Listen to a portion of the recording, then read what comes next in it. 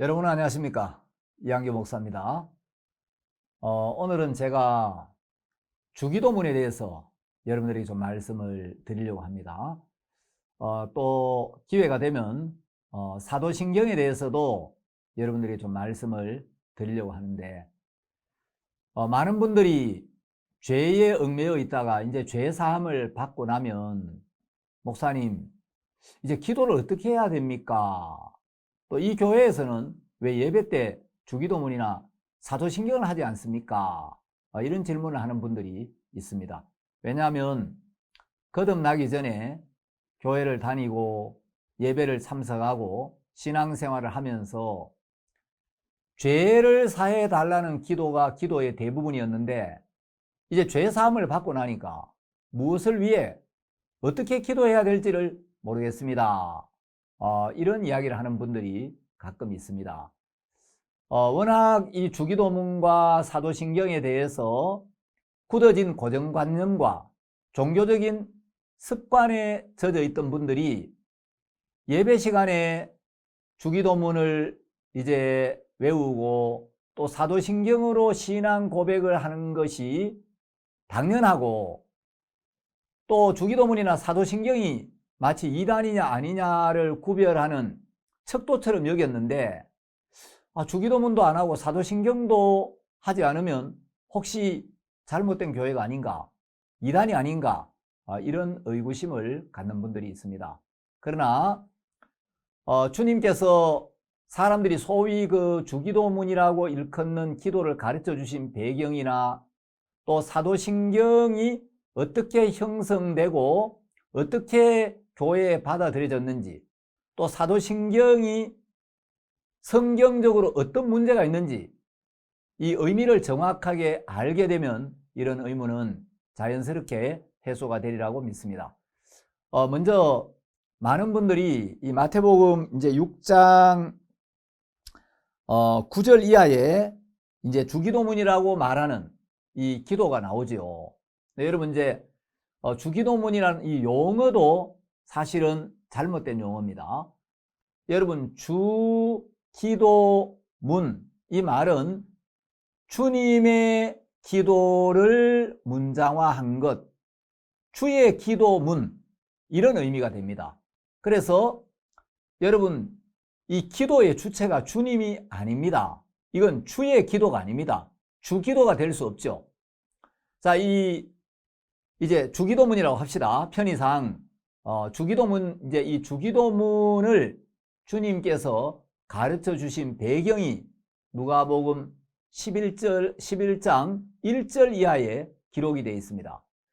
자, 누가복음 11장 1절 이하에 보면 예수님께서 한 곳에서 기도를 마치시고 이제 나오셨을 때 제자 중 하나가, 예수님, 요한은 자기 제자들에게 그 기도를 가르쳐 주던데 요한이 제자들에게 기도를 가르쳐 준 것 같이 우리한테도 기도를 좀 가르쳐 주십시오.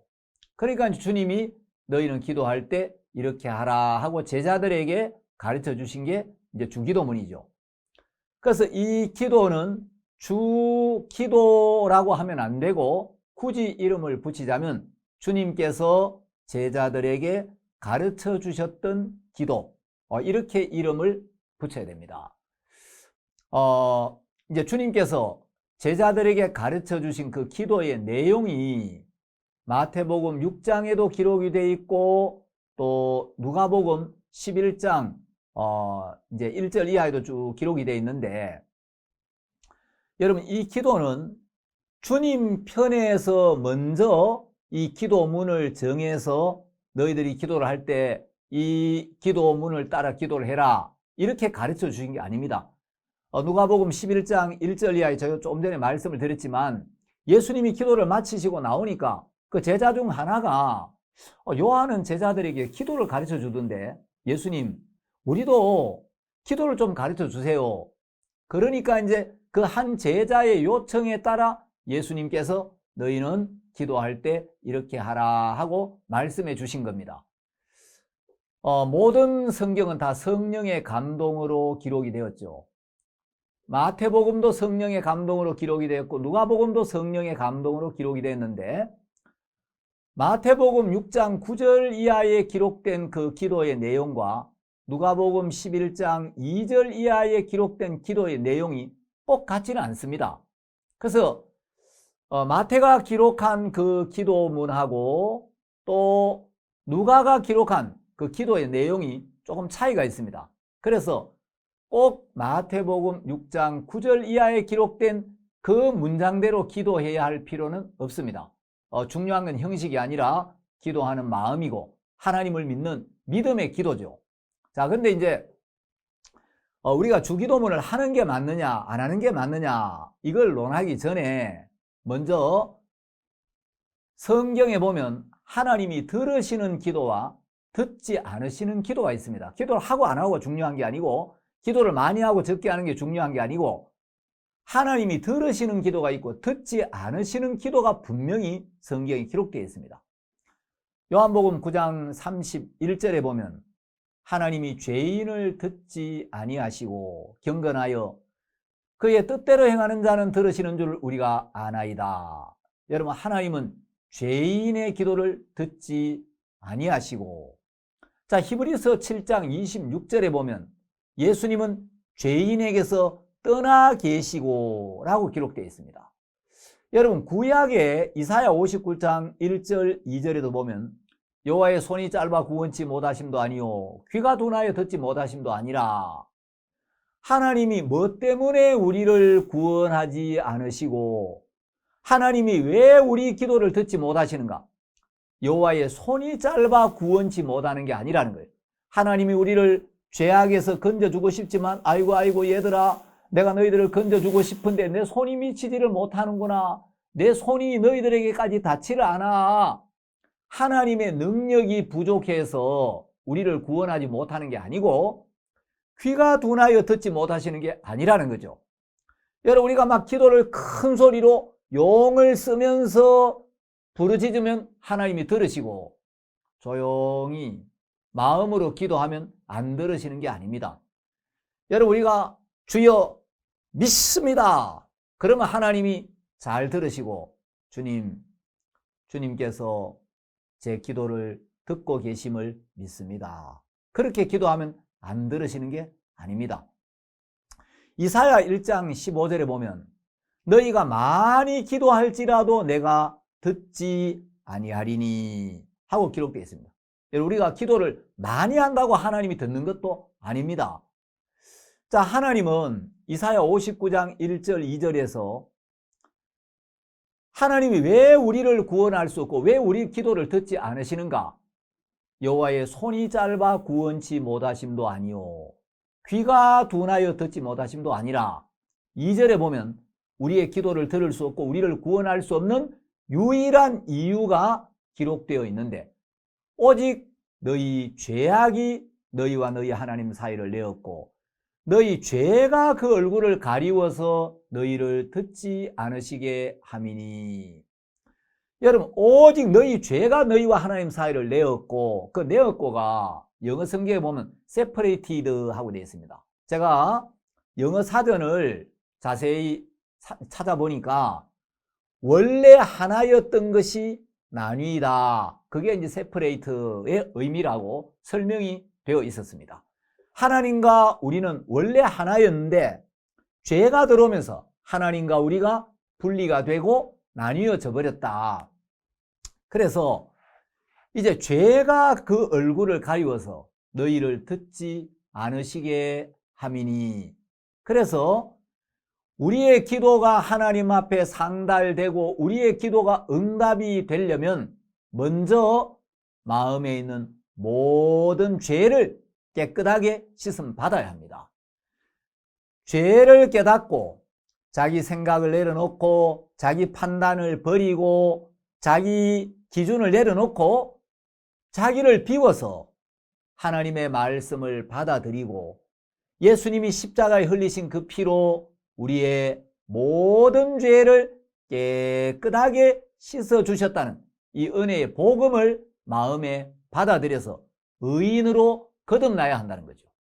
자, 하나님은 이사야 59장 1절 2절 또 요한복음 9장 31절 구약에나 신약에나 분명히 죄인의 기도는 듣지 않으신다고 말씀하셨고, 마음에 죄가 있으면 너희가 많이 기도할지라도 내가 듣지 않겠다라고 말씀하셨습니다.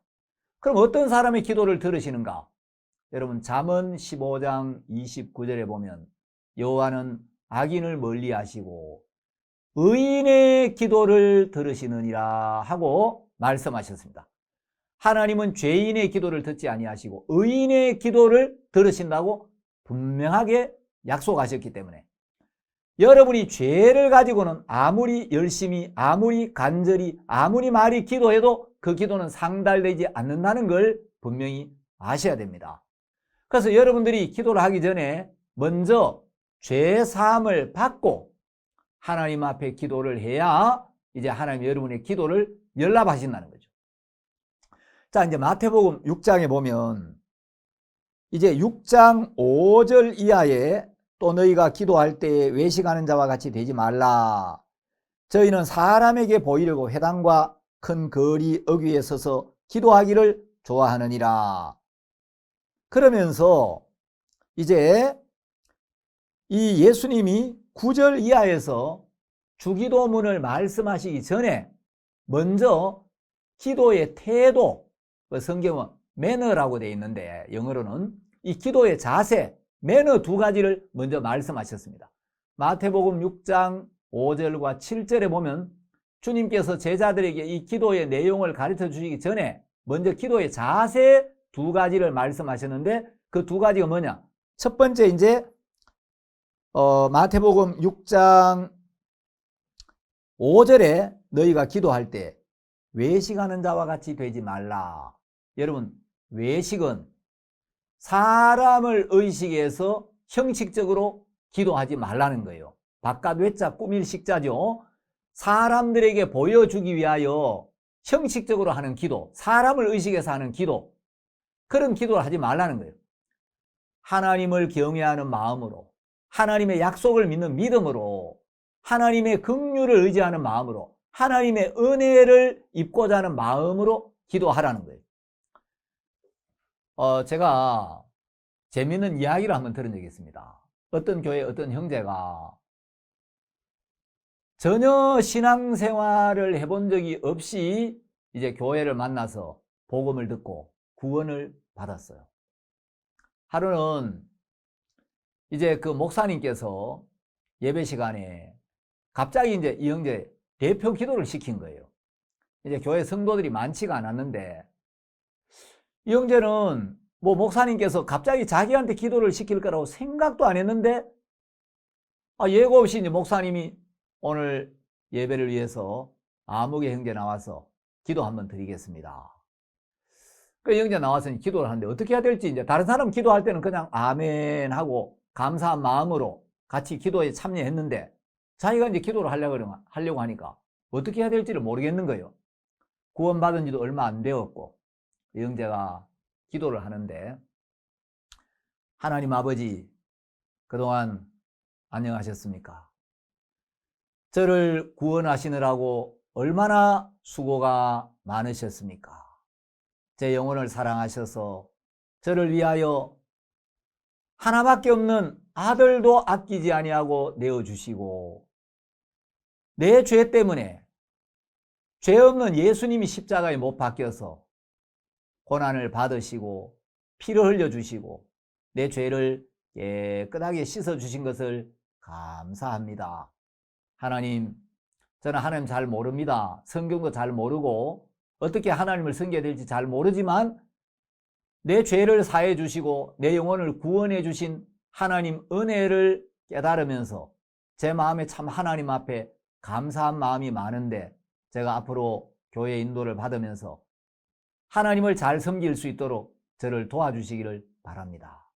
그럼 다음 주 이 시간까지 안녕히 계십시오.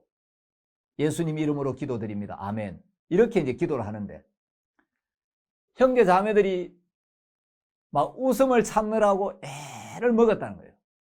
근데 여러분 이렇게 기도하면 하나님께서 어떻게 생각하시겠습니까? 뭐라고 이놈아? 네가 기도를 하는데 뭐 하나님 아버지 그동안 안녕하셨습니까? 다음 이 시간까지 안녕히 계십시오. 그게 기도냐 이놈아. 기도는 그렇게 하는 게 아니야. 여러분, 하나님이 그렇게 말씀하시겠습니까? 그래, 네가 기도를 어떻게 하는지 뭐 어떤 격식은 없지만 네 마음을 담아서 정말 복음을 믿고 나한테 고맙고 감사하는 마음으로 또 네 기도를 내가 듣고 있다는 믿음으로 하니까 참 네 기도가 은혜롭고 내가 들을 때 내 마음에 흡족하다. 그렇게 말씀하시겠습니다. 당연히 후자겠죠. 제가 좀 오래 전이었는데 우리 이제 김천에 수양관이 있습니다. 박수 목사님께서 새벽에 일찍 일어나셔가지고 이제 몇몇 목사님들하고 수양관 한 바퀴 이렇게 도시면서 아침에 수양관 주변을 이렇게 쭉 살피다가 우리 걸어가면서 기도 좀 하세. 목사님 막 기도하고 싶은 마음이 막 일어나가지고 걸어가면서 기도하자고. 그래 이제 몇몇 목사님들이 걸어가면서 눈 뜨고 하나님 아버지 하고 이제 쭉 기도를 했는데 목사님도 짧게 기도를 하셨다는 거예요. 하나님, 우리에게 이 좋은 장소에 이 좋은 수양관을 주셔서 우리가 이곳에서 많은 사람들에게 복음을 전하고 이곳에 우리의 가족들, 우리가 초청한 수많은 사람들이 와서 이 귀한 복음을 듣고 죄 사함을 받고 하나님 앞에 영광을 돌리는 걸 볼 때 감사합니다. 이 수양관의 불빛이 우리 주님 이 땅에 다시 오시는 그날까지 꺼지지 않고 계속 켜져 있게 하시고 이곳이 계속 복음을 전하는 귀한 장소로 쓰임을 받을 수 있도록 하나님 은혜를 베풀어 주시기를 바랍니다. 예수님 이름으로 기도드렸습니다. 아멘. 그렇게 기도했다는 거예요. 여러분, 우리가 대개는 무릎을 꿇고 경건한 마음으로 눈을 감고 손을 모으고 기도할 때가 많지만 여러분, 내가 막 진짜 하나님 은혜에 감사하고 주님이 너무 고마워서 걸어가면서도 기도를 드리면 주님이 그 기도를 들으십니다. 저도 가끔 이제 목사님한테 기도를 배워서 차 타고 운전하고 가면서 눈 뜨고 하나님, 제가 오늘 신방을 갑니다. 제가 교제할 때 성령께서 도우셔서 말씀을 듣는 분의 마음을 열어주시고 정말 말씀을 허락해 주시고 주님이 역사해 주시고 저도 은혜를 입고 말씀을 듣는 분도 은혜를 입을 수 있도록 도와주시기를 바랍니다. 기도할 때가 있습니다. 여러분, 하나님은 사람을 의식해서 형식적으로 기도하지 말고 우리가 정말 마음으로 주님 앞에 감사한 마음 또 우리가 간구할 것들 구하면 주님이 들으시겠다는 거죠. 자, 이제 두 번째 주님께서 주기도문 가르쳐 주시기 전에 이제 기도의 자세 하나를 더 가르쳐 주셨는데 그것은 이제 7절에 또 기도할 때 이방인과 같이 중언부언하지 말라. 저희는 말을 많이 하여야 들으실 줄 생각하느니라. 여러분, 중언부언이란 말은 거듭중 말씀은 다시부 말씀 은자입니다. 이미 한 말을 자꾸 되풀이 한다는 거예요. 자, 여러분, 주기도문을 가르쳐 주시기 전에 예수님이 그 앞에 전제가 외식하지 마라, 중언부언하지 마라, 이미 한 말을 자꾸 되풀이하지 말라는 거예요. 여러분, 만일에 어떤 교회에서 예배를 드리는데 매 주일마다 목사님, 장로님, 권사님, 집사님, 평신도, 초신자, 죄인 할 것 없이 예배 때마다 모든 사람이 항상 이 주기도문으로 기도를 드린다면 중언부언하지 말라는 말씀에 위배가 되는 겁니다. 여러분, 매 주일마다 예배를 드릴 때마다 이 주기도문으로 예배를 드린다면 그럼 도대체 이 기도는 언제 응답을 받습니까? 여러분, 모든 교인이, 목사님부터 막 그 교회에 참석하는 모든 사람들이 예배 때마다 이 기도를 드린다면 이 기도는 언제, 누가 응답을 받습니까?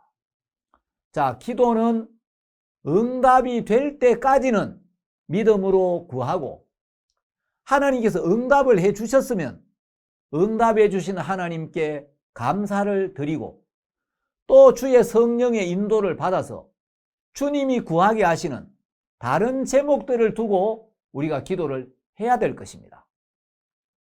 자, 이제 이 기도의 대전제가 앞에 두 가지가 있습니다. 그래서 너희는 이렇게 기도하라. 자, 여러분, 여기 이제 요 기도할 때 외식하지 마라, 중언부언하지 마라, 요 두 가지를 말씀하시고, 그 다음에 9절에서 그러므로 너희는 이렇게 기도하라. 여러분, 이렇게 기도하라는 말씀과 이 기도를 하라는 말은 다른 겁니다. 자, 이렇게 기도하라. 영어 성경에 보면 After this manner therefore pray 이렇게 되어 있습니다. 그러니까 이와 같은 태도와 이와 같은 내용으로 기도해라 이 말이지, 이 기도를 하라 이 말이 아니에요. 여러분, 주님도 자주 하나님 앞에 기도하셨고 제자들도 기도했지만은 성경에는 예수님이나 사도들이 예배 때마다 마태복음 6장 9절 이하에 나오는 이 기도문으로 기도했다는 이야기는 전혀 없습니다. 또 이 기도문으로 기도해야 된다는 계명도 없습니다. 우리는 이 기도 말고도 많은 사람들을 위해서, 많은 일들을 위해서 많은 제목을 두고 기도하고 있습니다. 어떤 사람들은 기쁜 소식 선교회는 기도를 부인한다, 또 그런 비난하는 사람들이 있어요. 참, 사람들이 왜 그런 거짓말을 만들어내는 걸 좋아하는지 모르겠어요. 여러분, 저희들은 사역자 금식 기도에도 가끔씩 하고 새벽에도 새벽 기도를 매일 하거든요. 진짜 우리 교회 기도를 많이 하는데 뭐 기쁜 소식 선교회는 기도를 안 한다느니, 제가 정말 그런 이야기를 들으면 도대체 사람들이 왜 이런 거짓말을 지어낼까? 그런 거짓말로 남의 교회를 헐뜯어 가지고 무슨 유익이 있을까? 정말 안타까울 때가 많습니다.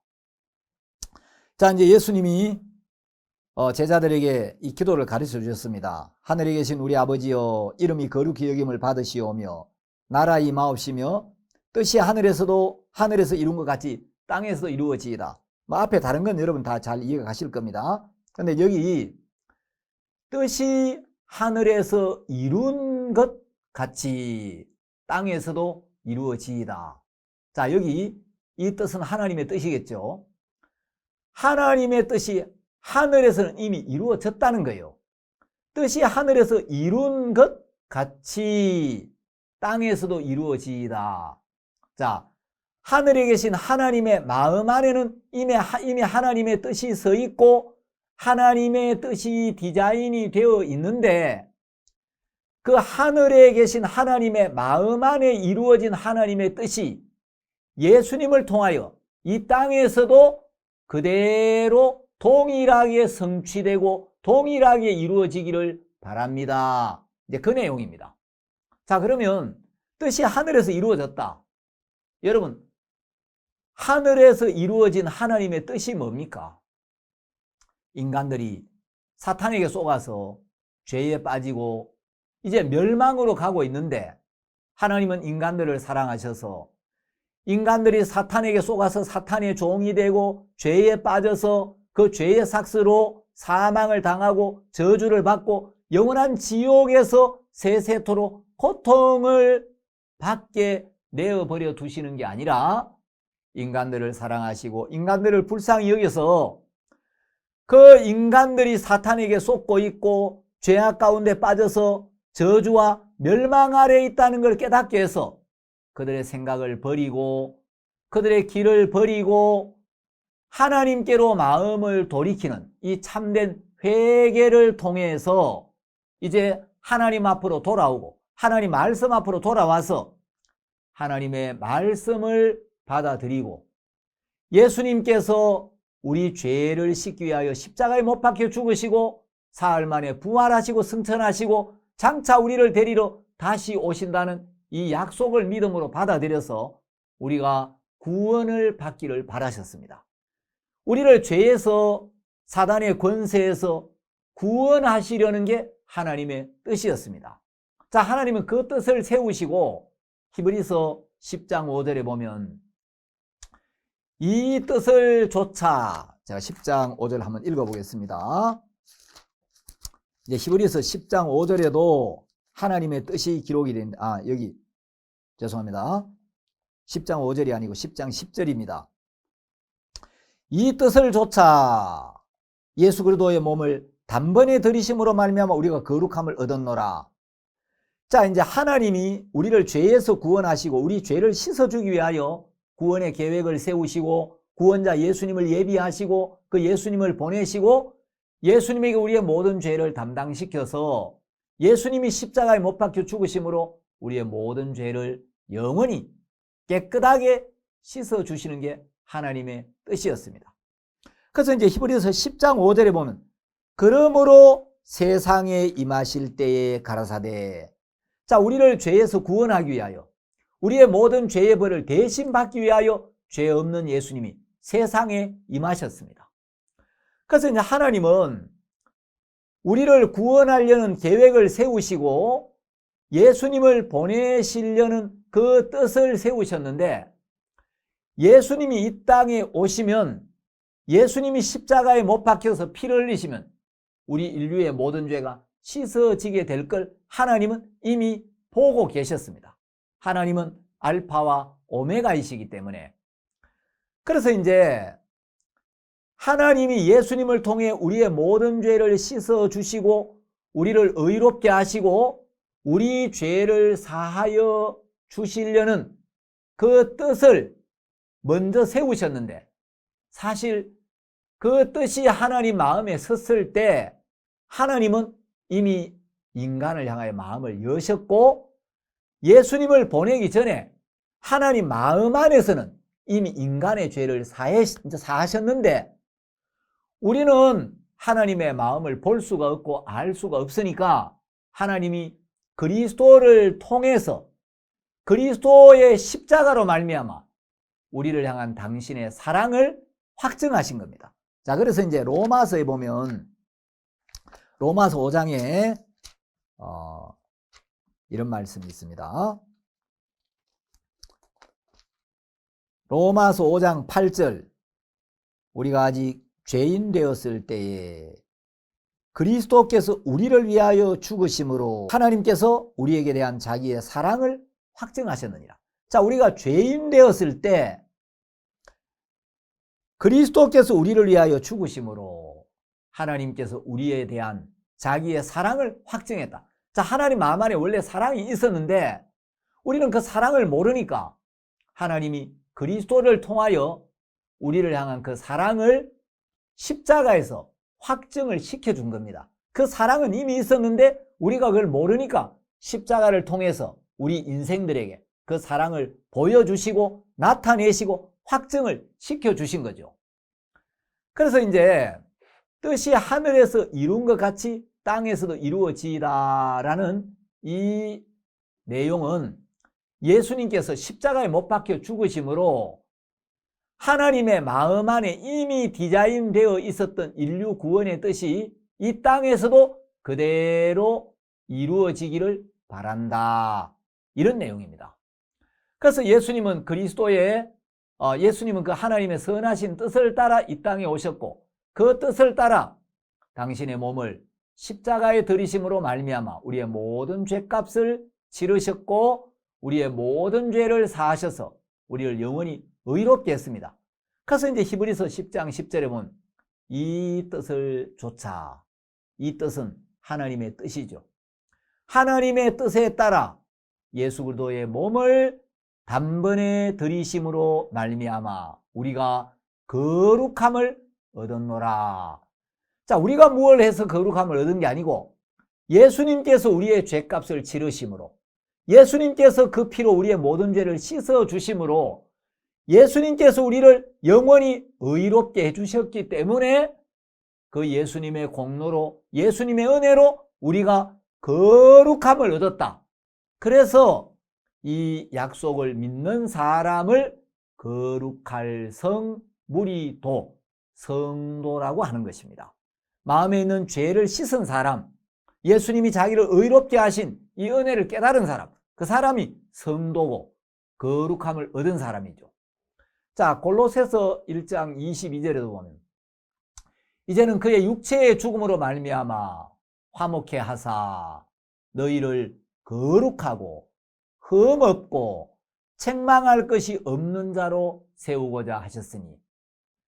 여러분, 우리가 어떻게 거룩하고 흠이 없고 책망할 것이 없는 자가 될 수 있습니까? 우리는 안 됩니다. 그런데 이제는 그의 육체의 죽음으로 말미암아 화목해 하사 너희를 거룩하고 흠없고 책망할 것이 없는 자로 세우고자 하셨다. 예수님께서 내가 태어나서 죽을 때까지 일평생 동안 과거에 지어온 죄나 오늘 지은 죄나 앞으로 지을 죄까지 나의 모든 죄를 담당하시고 그 죄의 형벌을 대신 받기 위하여 십자가에 못 박혀 주시고 그 죄를 씻은 증거로 당신의 귀한 피를 아낌없이 쏟아주심으로 그 피로 우리의 모든 죄를 씻어서 하나님 앞에서 우리를 거룩하고 흠이 없고 책망할 것이 없는 자로 세워주셨다는 거죠. 이게 성경이 증거하는 복음입니다. 그래서 예수님이 십자가에 못 박혀 돌아가신 것은 하늘에 계신 하나님의 마음 안에 이루어진 그 뜻을 이 땅에서 그대로 이루신 겁니다. 그래서 이제 에베소서 1장 9절에 보면 그 뜻의 비밀을 우리에게 알리셨으니, 자, 이제 하나님의 뜻이 하늘에 계신 하나님의 마음 안에 있었는데 우리는 그걸 알 수가 없었죠. 볼 수가 없었죠. 그런데 이제 그 뜻의 비밀을 우리에게 알리셨다, 나타내셨다는 거죠. 그래서 곧 그 기쁘심을 따라 때가 찬 경륜을 위하여 예정하신 것이니. 자, 이제 에베소서 1장 10절을 아주 중요한 말씀인데, 하늘에 있는 것이나 땅에 있는 것이 다 그리스도 안에서 통일되게 하려 하심이라. 자, 하늘에 있는 것이나 땅에 있는 것이 그리스도 안에서 통일되게 하려 하심이라. 뜻이 하늘에서 이미 이루어졌는데 그것이 땅에서도 동일하게 펼쳐지고 동일하게 성취됨으로써 일치되게, 통일되게 하려고 하셨다는 거죠. 그래서 뜻이 하늘에서 이룬 것 같이 땅에서도 이루어지이다. 여러분, 하나님이 우리 죄를 씻어주기를 원하셨습니다. 그게 하나님 뜻이었습니다. 근데 그리스도께서 우리 죄를 위하여 십자가에 피 흘려 죽으심으로 뜻이 하늘에서 이룬 것 같이 땅에서도 그대로 이루어지게 된 것입니다. 하나님의 마음 안에 이미 이루어져 있던 그 뜻이 이 땅에서도 예수님을 통하여 십자가에서 그대로 이루어졌다는 거죠. 그래서 예수 그리스도께서 십자가에 못 박혀 우리의 죄를 사하시기 전까지는 이 기도가 응답이 안 된 겁니다. 예수님이 십자가에 못 박혀 죽으시기 전까지는 아직 우리 죄가 해결이 안 됐으니까 그 전까지는 우리의 죄를 사하여 달라고 기도하는 게 마땅합니다. 죄 사함을 받지 못한 사람은 죄 사함 받을 때까지 우리가 우리에게 죄 지은 자를 사하여 준 것 같이 우리 죄를 사하여 주옵시고 우리 죄를 사하여 주옵시고 우리 죄를 사하여 주옵소서라고 기도해야죠. 그러나 십자가에서 뜻이 하늘에서 이룬 것 같이 땅에서 이루어졌고 하늘에 있는 것이나 땅에 있는 것이 그리스도로 말미암아 통일되어 버렸기 때문에 이제 십자가 이후로는 죄를 사해 달라고 기도해야 할 필요가 없는 것입니다. 여러분, 베드로전서 4장 1절을 여러분 성경을 펴서 확인해 보십시오. 자, 베드로는 우리에게 뭐라고 이야기합니까? 이는 육체의 고난을 받은 자가 죄를 그쳤음이니. 예수님께서 그 몸에 우리의 모든 죄를 담당하시고 십자가에 못 박혀서 고난을 받으심으로 우리 죄를 그쳤다. 십자가는 죄의 종지부를 찍은 것입니다. 십자가의 죄가 끝난 겁니다. 십자가 이후로는 죄가 있을 수가 없는 겁니다. 자, 그 다음에 이제 주기도문에 오늘날 우리에게 일용할 양식을 주옵시고, 영어로 이제 데일리 브레드라고 되어 있죠. 이건 이제 매일매일 쓸 양식, 매일매일 필요한 양식입니다. 물론 이걸 이제 영적으로 해석해서 매일매일 우리 영혼에 필요한 영혼의 양식을 달라는 의미도 될 수가 있습니다. 그런데 여러분, 이 기도는 예수님과 제자들이 사셨던 그 당시의 시대적인 배경도 좀 연관이 되어 있습니다. 왜 일용할 양식을 달라고 기도하라고 하셨느냐? 여러분, 예수님을 따라다닌 제자들은 자주자주 배가 고팠습니다. 먹을 게 없었어요. 마태복음 12장 1절에 보면 그때 예수께서 안식일에 밀밭 사이로 가실새 제자들이 시장하여 이삭을 잘라 먹으니, 예수님을 따라다니는데 제자들이 먹을 게 없어가지고 남의 밀밭에서 밀이삭을 잘라 먹다가 바리새인들한테 막 송사를 당하죠. 어떻게 안식일 날 하지 못할 짓을 하느냐고. 그리고 마태복음 15장 32절에 보면 예수께서 제자들을 불러 가라사대 내가 무리를 불쌍히 여기노라. 저희가 나와 함께 있으니 이미 사흘임에 먹을 것이 없도다. 길에서 기진할까요? 굶겨보내지 못하겠노라. 여러분, 예수님의 말씀을 사모해서 예수님을 따라다니는 무리들이 예수님과 함께 사흘을 있었는데 저희가 나와 함께 있으니 이미 사흘임에 먹을 것이 없도다. 길에서 기진할까요? 굶겨보내지 못하겠노라.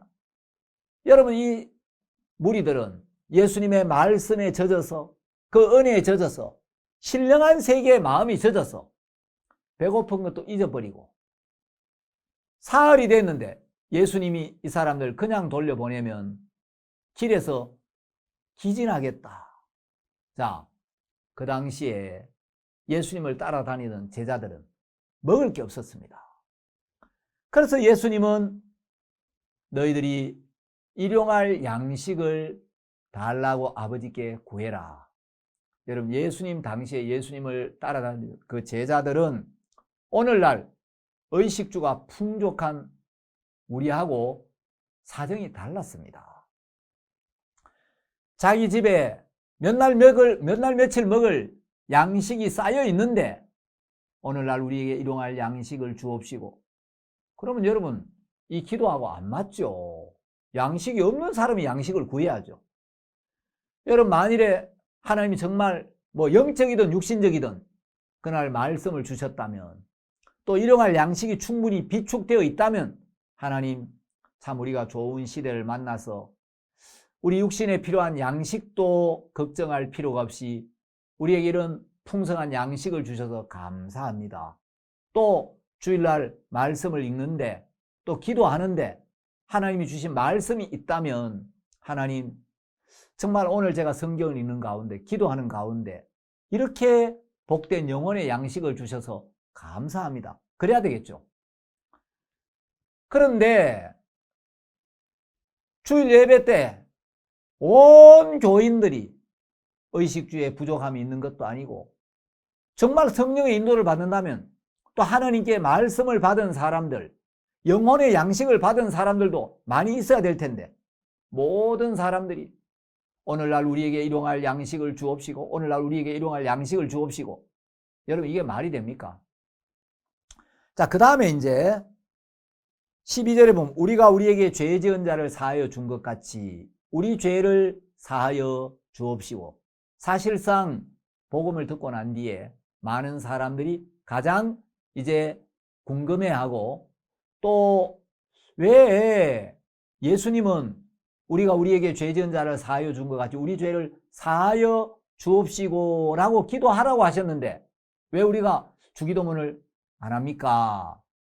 여러분, 성경이 증거하는 바는 우리는 아담으로 말미암아 죄인으로 태어났고 우리는 그 죄 때문에 저주와 멸망을 당할 수밖에 없었는데 우리를 사랑하시고 우리 영혼을 불쌍히 여기신 하나님께서 예수 그리스도를 이 땅에 보내셔서 우리의 모든 죄를 담당케 하셨고 예수님은 십자가에서 우리의 모든 죄값을 지불하심으로써 아담 안에 속한 모든 인류의 죄를 영원히 사하셨다는 사실입니다. 이것이 복음입니다. 예수 그리스도께서 십자가에 못 박혀 죽으심으로써 우리 죄에 대한 심판은 영원히 종료되었고 더 이상 우리에게는 벌받을 죄가 남아있지를 않습니다.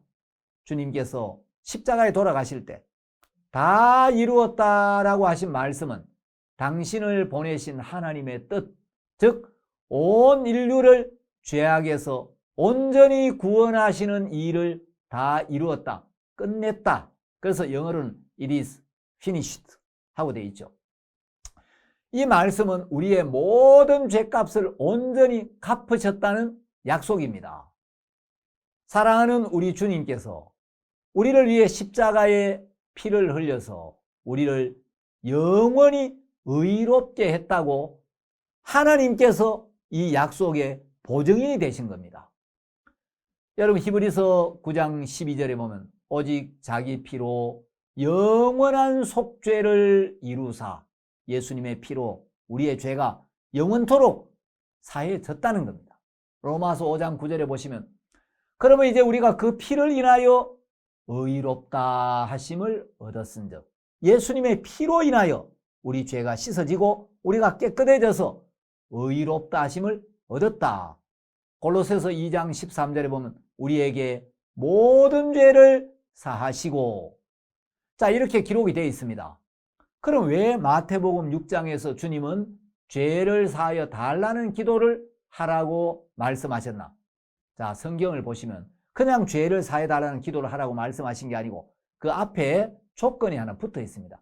우리가 우리에게 죄 지은 자를 사하여 준 것 같이 우리 죄를 사하여 주옵시고 그냥 우리 죄를 사하여 주옵시고 이렇게가 아니고 우리가 우리에게 죄 지은 자를 사하여 준 것 같이 우리 죄를 사하여 주옵시고 이렇게 기도하라는 거예요. 제가 안산에서 사역을 한 3년을 했습니다. 그때 이제 제가 컴퓨터를 막 배우기 시작할 무렵인데 제가 이제 컴퓨터 독수리 타법으로 타이핑을 하면서 이제 설교 원고도 저장을 하고 또 뭐 여러 어떤 그 이제 매거진에 기고한 원고들 글도 이제 저장을 해놓고 제가 또 선교에 재정을 이제 좀 이래 담당하고 있었기 때문에 그 선교에 이제 재정장부도 거기 이제 저장이 돼 있고 뭐 교회에 필요한 정보 이제 이런 걸 이제 또 중요한 말씀들 뭐 이런 걸 다 저장을 해놨는데 한번 집회를 가게 됐어요. 저희들 교회에 박철희 형제라는 형제가 있었는데 서울대 수학과 출신이에요. 머리가 아주 좋은 형제였어요. 근데 이 형제가 목사님 이번에 목사님 집회 다녀오시는 동안 컴퓨터를 안 쓰시니까 목사님 제가 컴퓨터 포맷을 좀 해놓겠습니다. 하여튼 저는 뭐 컴퓨터에 대해서 완전 그때 이제 큰맹이기 때문에 우리 그 박 형제가 이제 컴퓨터 일을 거의 다 이제 하고 또 저를 많이 도와줬어요. 뭐 재정 정리라든가 이런 거 이제 그 형제가 수학과 출신이니까 서울대 수학과니까 뭐 맡기면 뭐 너무 잘 처리를 해주는 거예요. 아이 그러라고. 근데 그 포맷이 뭐 하는 거냐고. 포맷을 해야 되느냐고. 내 컴퓨터에 무슨 문제가 있느냐고. 아이 목사님. 목사님이 컴퓨터를 워낙 모르시니까 제가 어떻게 설명을 드려야 될지 잘 모르는데 쉽게 설명하면 이 쓰레기가 꽉 차 있는데 그 쓰레기를 다 비우고 빈통을 만드는 겁니다. 아 그래요? 그런데 비용은 얼마나 듭니까? 목사님 그 제가 하면 됩니다. 돈은 안 듭니다. 근데 그 포맷을 하는 게 좋은 건가요? 예, 한 번씩 포맷을 해주는 게 좋습니다. 돈 안 들고 박영재가 뭐 하는 게 좋다면 100번이라도 하라고.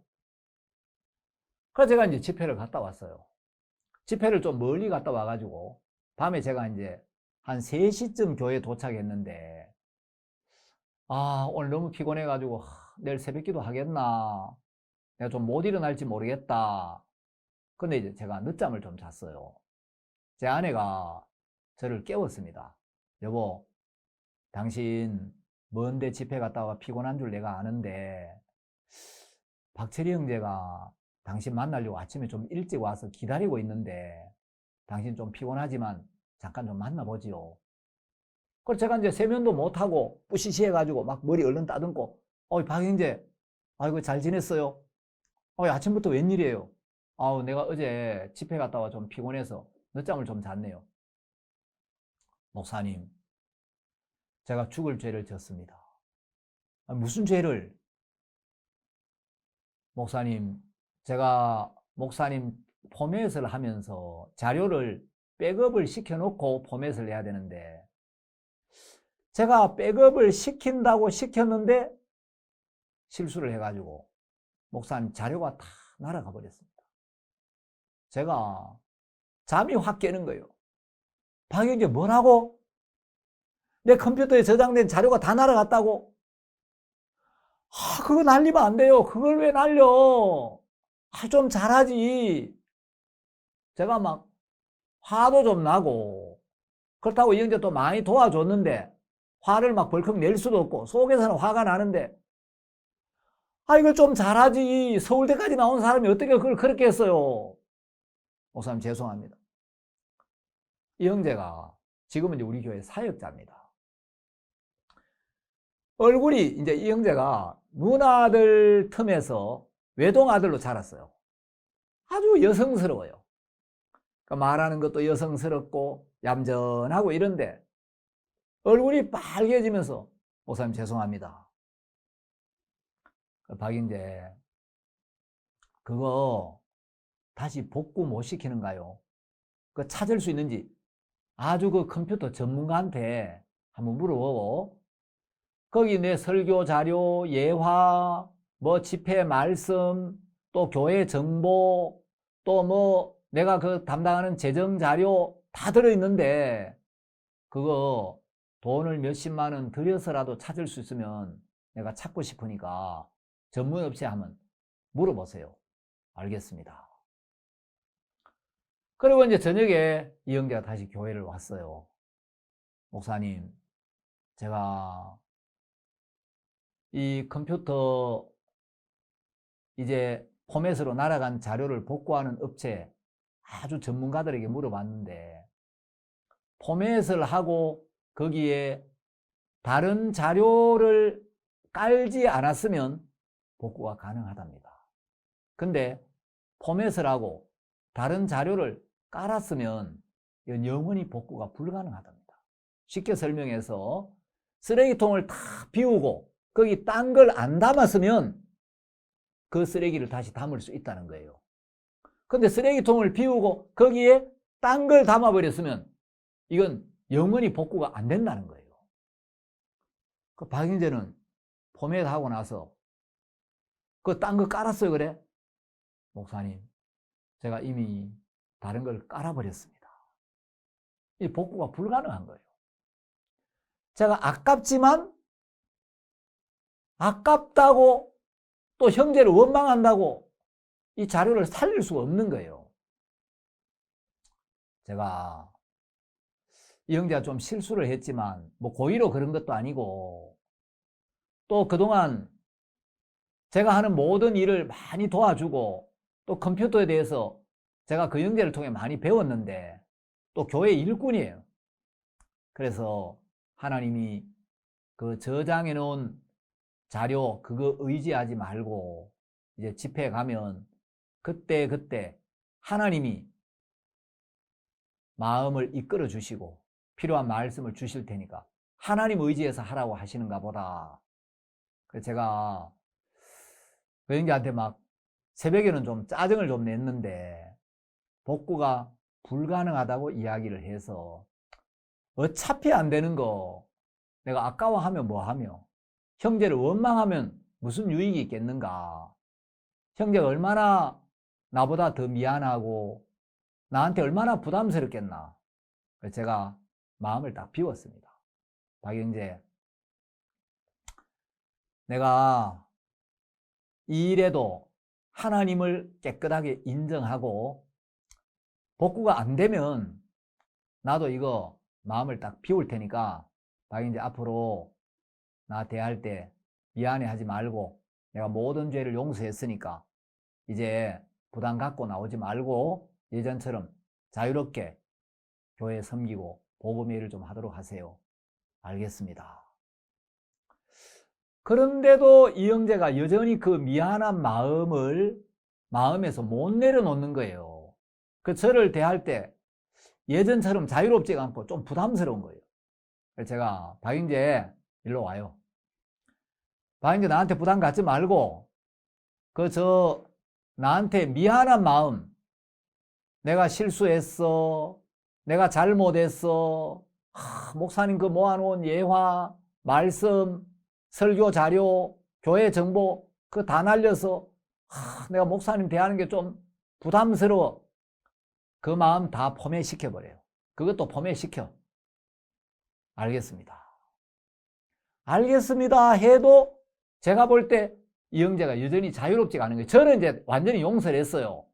근데 이영재는 제 마음을 그대로 못 받는 것 같더라고. 근데 그 다음 주일날 이제 예배 시간에 여러분 혹시 간증하실 분 계십니까? 그래서 이영재가 나와서 간증을 하는 거예요. 제가 이만저만 해서 백업을 잘 못해가지고 목사님 그 자료를 다 날려버렸는데, 목사님께서 그 나한테 미안해하는 마음, 죄송해하는 마음, 그 마음도 포맷을 시켜버리라고. 목사님은 정말 딱 마음을 털어버리고 나한테 자유롭게 대해주시는데 나는 목사님 말씀을 듣고도 그대로 받지를 않는구나.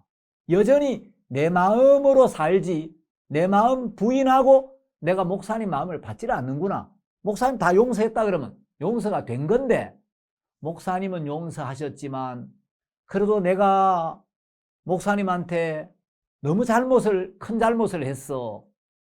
그 부담, 가책, 송구스러운 마음, 그것이 이제 마음에서 안 씻어지는 거예요. 근데 내가 이게 내 마음으로 살지 내 마음을 버리고 목사님 마음을 받아서 내가 정말 믿음으로 살지를 않는구나.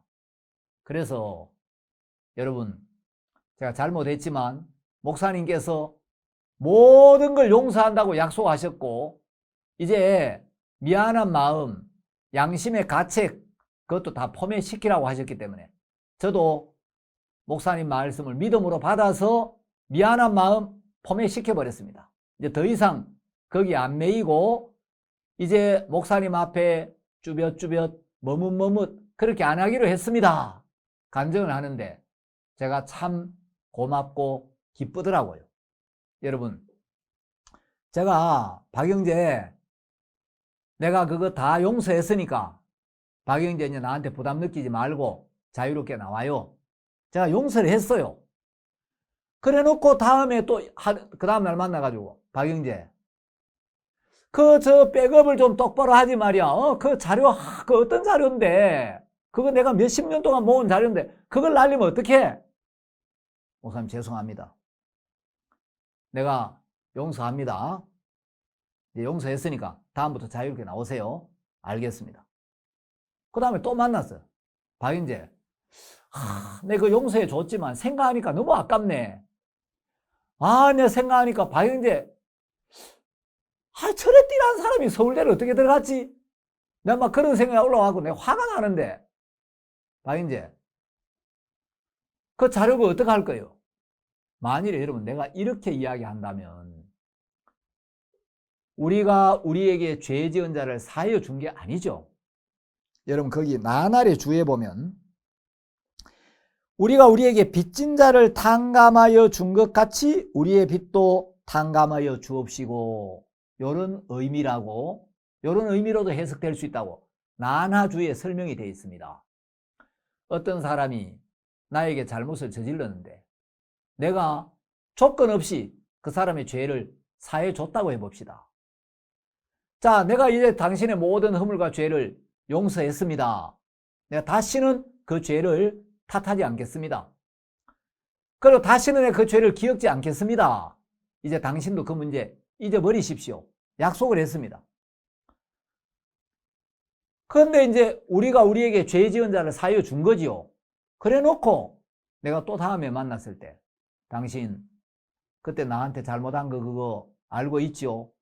내가 그거 그냥 묵과할 줄 알아요? 내가 반드시 짚고 넘어갈 거예요. 당신은 잊어도 난 절대로 그거 못 잊어요. 여러분, 그러면 사해 준 게 아니죠. 우리가 우리에게 죄 지은 자를 사하여 준 것, 사하여 줬으면 그 문제는 끝을 내는 겁니다. 사람도 일단 사하여 주고 나면 두 번 다시 그 문제를 거론하지 않아야 온전히 사해 준 거죠. 사해 줬다고 해놓고 또 덜먹거리고 만날 때마다 또 그 이야기를 꺼낸다면 그건 사해 준 게 아닙니다. 예수님은 우리의 모든 죄를 요한 1서 2장 2절에 보면 온 세상의 죄를 십자가의 피로 깨끗하게 씻었다고 약속을 하셨습니다. 우리 죄를 다 사했다고 약속을 해놓고 히브리서 10장 17절에서 우리 죄와 불법을 다시는 기억지 않겠다고 약속을 하셨는데 우리가 또 실수한다고 또 허물이 나타난다고 예수님이 그 문제를 다시 거론하고 또 끄집어내신다면 그건 사해 주신 게 아니죠. 여러분, 만일에 예수님이 그렇게 한다면 십자가의 공로는 허사가 되고 마는 거죠. 내가 어떤 사람 빚을 다 탕감해 줬으면 그 빚에 대해서 두 번 다시 이야기를 안 해야 됩니다. 당신 나한테 그 빚진 거 빨리 안 갚습니까? 아, 탕감해 주신다 그랬잖아요. 탕감 안 하신 겁니까? 아, 내 탕감을 했어. 근데 왜 빚 안 갚아? 그러면 그건 탕감해 준 게 아닙니다. 내가 정말 탕감해 주었다고 약속을 했다면 그 문제에 대해서는, 그 빚에 대해서는 영원히 끝을 내버리고 그 문제는 종결을 지어버려야 됩니다. 여러분, 세상에도 일사부재리의 원칙이라는 게 있죠. 한 사건에 대하여 한 번 심판을 하고 나면 두 번 다시 그 죄를 거론하지 않는 게 일사부재리의 원칙입니다.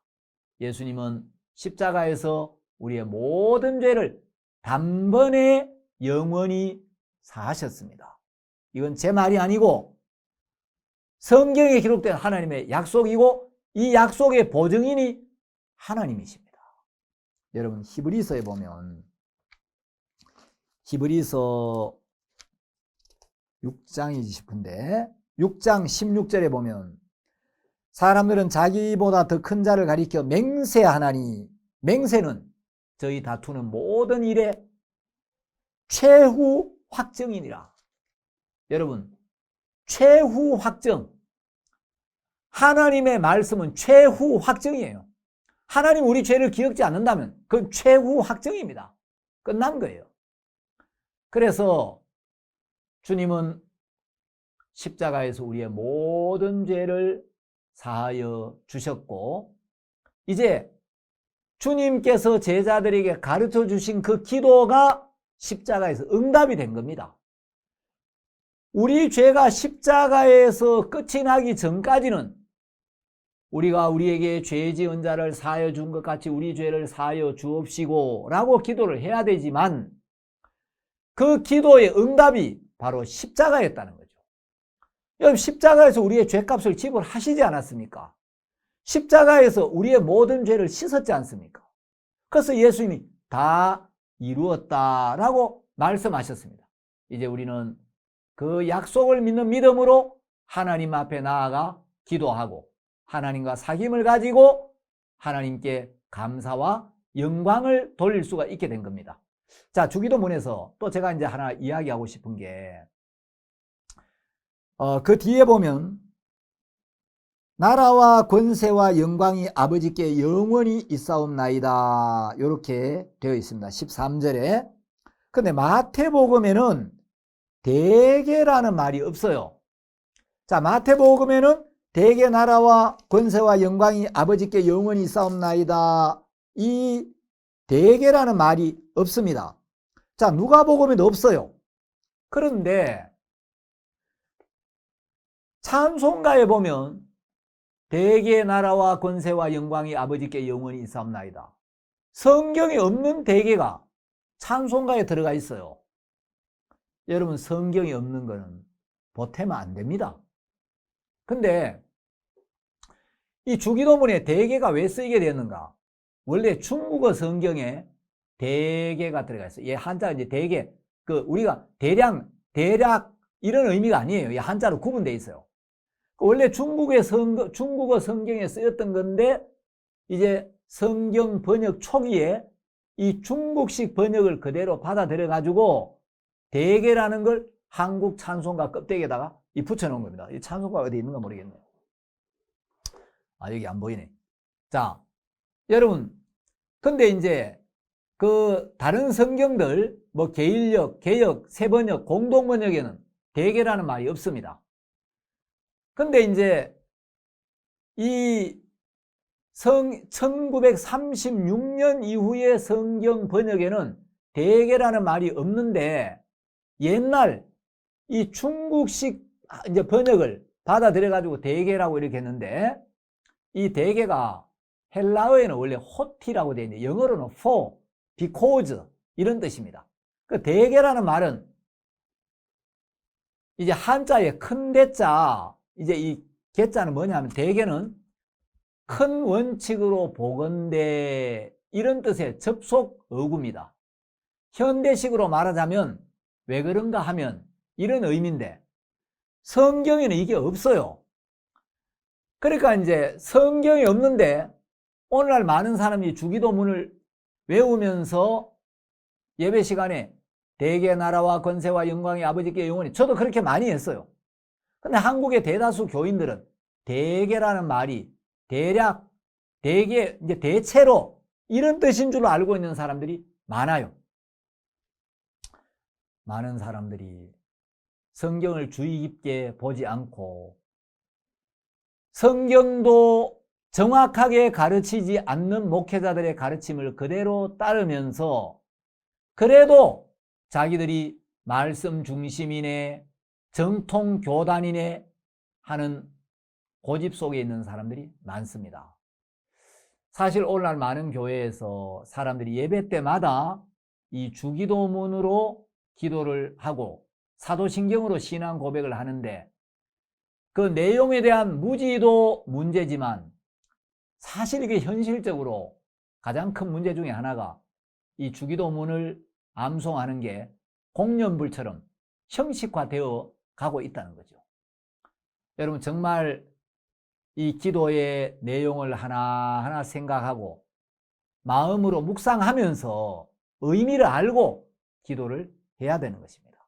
제가 처음에 말씀드렸지만 가장 중요한 건 하나님 죄인의 기도는 듣지 않으시고 의인의 기도를 들으시기 때문에 여러분들이 기도를 하느냐 안 하느냐 이걸 따지기 전에 여러분 마음에 죄가 있다면 먼저 하나님 앞에 그 죄를 내어놓고 여러분의 생각을 내려놓고 복음의 말씀을 받아들여서 여러분 마음에 있는 모든 죄를 눈처럼 깨끗하게 씻는 은혜를 입게 되기를 바랍니다. 여러분, 우리의 죄를 사해 달라는 그 기도는 십자가에서 이미 응답이 되었고, 여러분 주님이 응답해 주신 지가 2000년이 넘었습니다. 그런데 매주 예배 때마다 우리의 죄를 사하여 주옵시고 우리의 죄를 그럼 그 기도 언제 응답받습니까? 도대체 죄를 사하여 달라는 그 기도 어느 천년에 응답을 받느냐는 거예요. 정말 믿음으로 기도했으면 응답이 돼야 되고 응답이 됐으면 죄가 사해졌다는 믿음이 와야 되는 겁니다.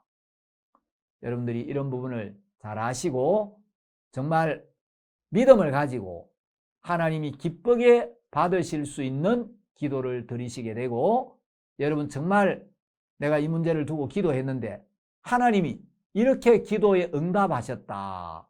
그래서 기도가 참 복되고 기도하는 시간이 여러분 정말 행복한 시간이 되는 여러분이 되기를 바랍니다. 공감하시는 분들은 좋아요 눌러주시고 또 구독 신청도 해주시기를 바랍니다. 감사합니다.